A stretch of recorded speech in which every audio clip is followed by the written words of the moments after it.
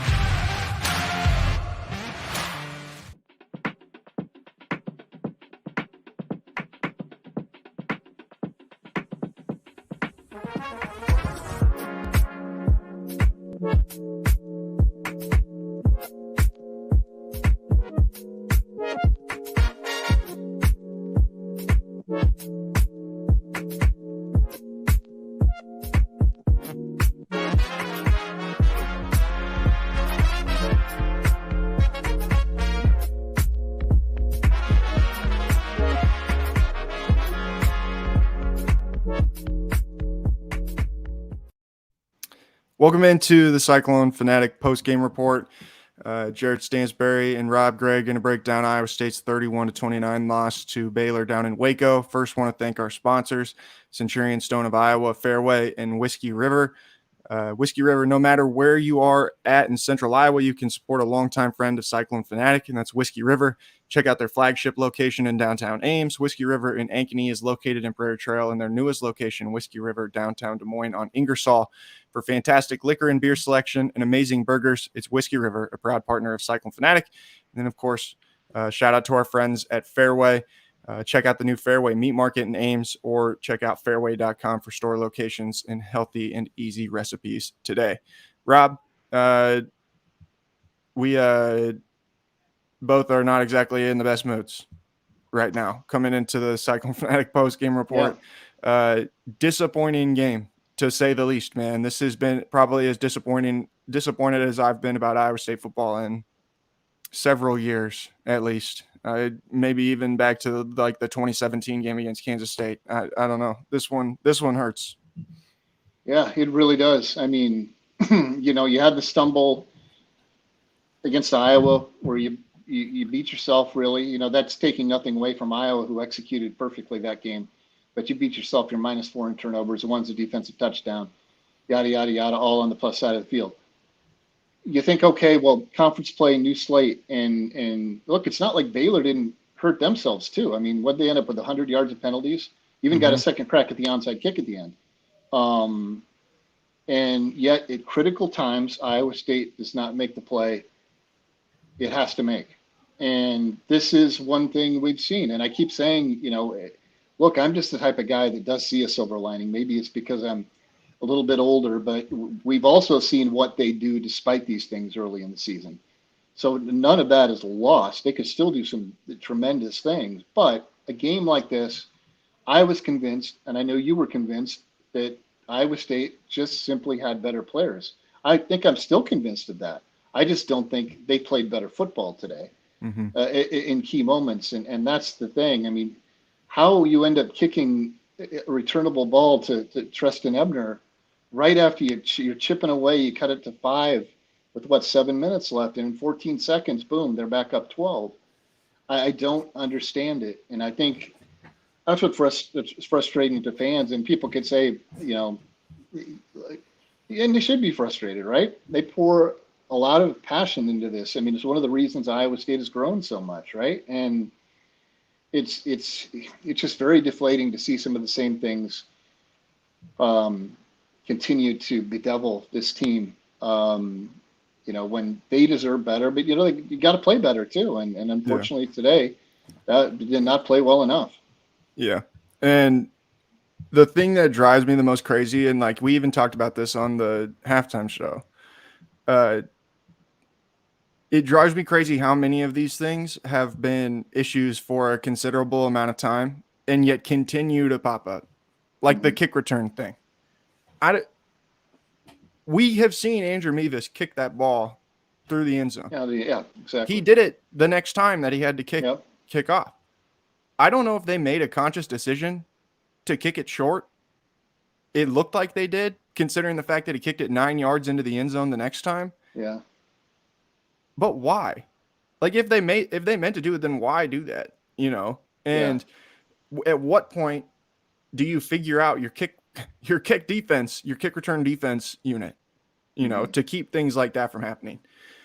And punting, the line drive punt that sets them up for a good return to get it inside of the 20 and then kick a field goal. That's the kind of stuff that makes me mad. It's a completely different game, a 5-point game versus an 8-point game.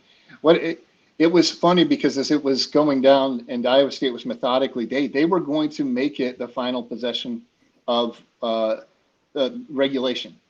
And they did it so well. And I was saying to myself, this is the perfection you talk about. Okay, you've got to be perfect here. And Coach Campbell always says, we weren't quite perfect.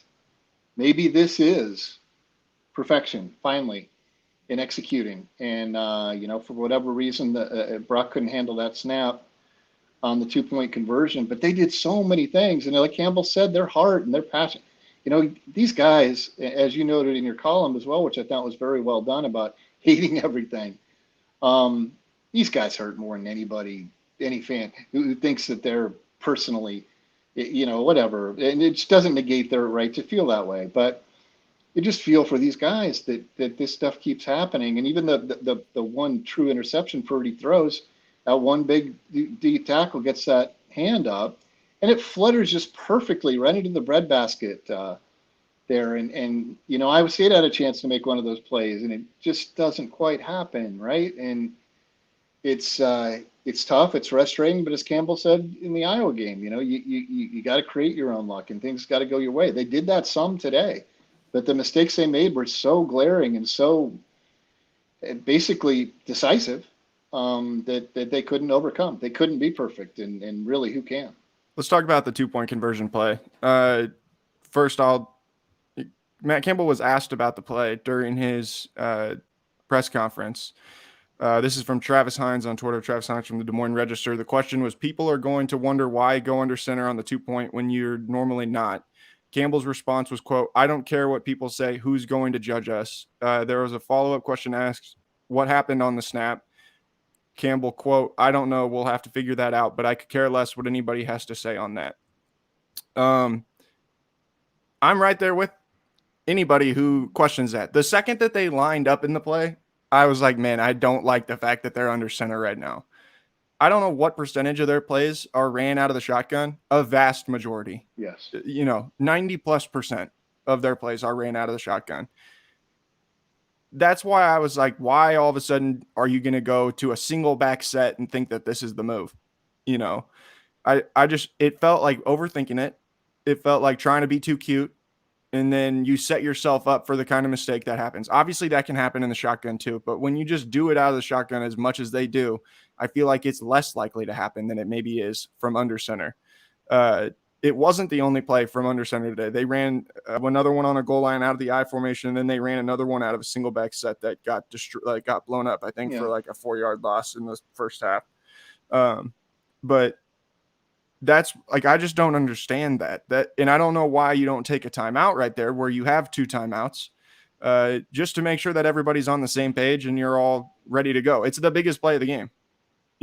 It's the biggest moment of the game. Probably, I would say maybe even the biggest moment of the season to this point. And there seems like some value in stopping, let everybody take a breath and be like, okay, this is what we're going to do. This is what we like about the look that we could get. And this is why, like, what we want to do and execute on this play. And instead you are like hurrying up to get up there and run this play from under center like that. I just didn't understand that, I guess.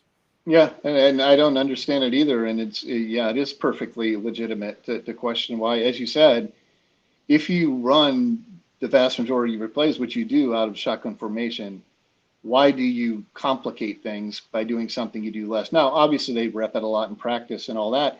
And a snap behind center should be clean, right? I mean, it shouldn't be an issue. But at the same time, I'll say too, like, I don't hate the fact that they want to do that. Like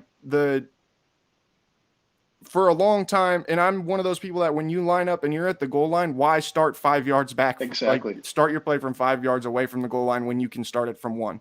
Yep. I'm like right there with people, but I'm saying that when you're in a scenario where you don't do that very often, then why do it all of a sudden right then? That's like what my issue was as much as anything. Yeah, I mean, I agree with you. I don't understand it either, and that's why obviously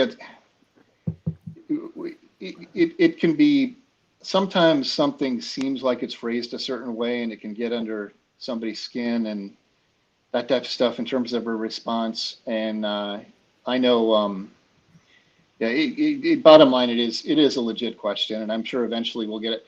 I don't know if, Brees had done so much damage, 180 yards. He had the 2 rushing touchdowns, the passing touchdown on that miracle little heave by Brock when the Bears blitzed and no one could pick it up. I don't know. Like you said, you hate everything. I'm wanting. I wonder how to explain a lot of these things too, and it's just maddening that you can't. So silver lining, Brees Hall is back. Looked like his 2020 self today. By far his best game of the season, 180 yards, 2 touchdowns on the ground, became the school's all-time leader in touchdowns, which is encouraging for moving forward. I actually thought that outside of like a handful of plays, maybe Brock like really didn't play that bad. Again, I don't know how much you can put the interception on him. It's on the offensive linemen to make sure that defensive linemen can't get their hands up. And he made some throws that he'd probably like to have back, but at the same time, he didn't make any that I thought were really stupid either. Yeah. So, yeah. He did a lot of the good things I thought too, made some really solid throws in some tough situations, but it just is, it's really disappointing. And I wrote that in the column, just how there was so much hype during the off season and all of those things. And, on our side of things, like I kind of feel like I'm at fault now for some of the disappointment that people feel. Me too. Yeah. And like, that sucks, like that's not like, none of this is fun. And I hurt for the guys in that locker room, cause I know how much they care, and how much, they wanted to live up to those expectations. But it's just, it sucks. Like that's what it is at the end of the day. And it at least they play Kansas next week. Kansas lost 52-33 to Duke today.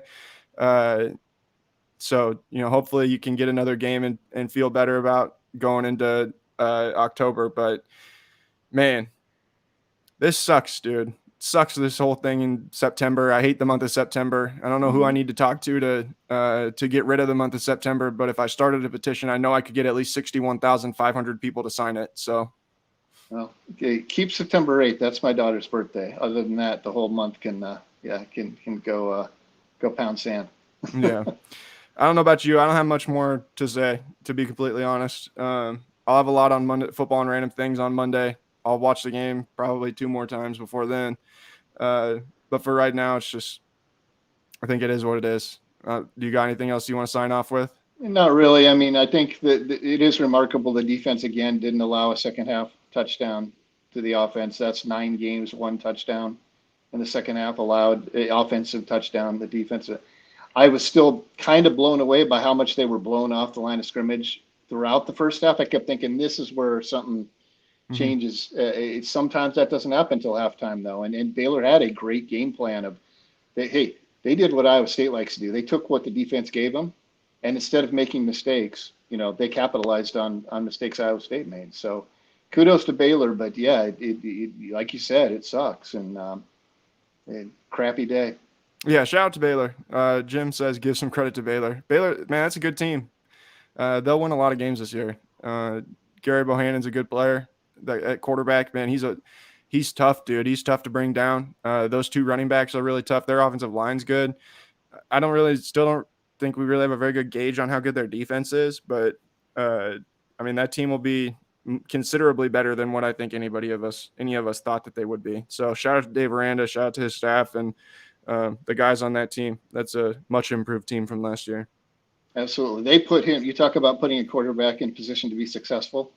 They were expert at that today, and that kid delivered. And you said, you've got to give him credit, just like the Iowa game. Even though Iowa State killed itself with 4 turnovers, Iowa, again, executed fantastic according to game plan, and horrible for Iowa State, but here we are.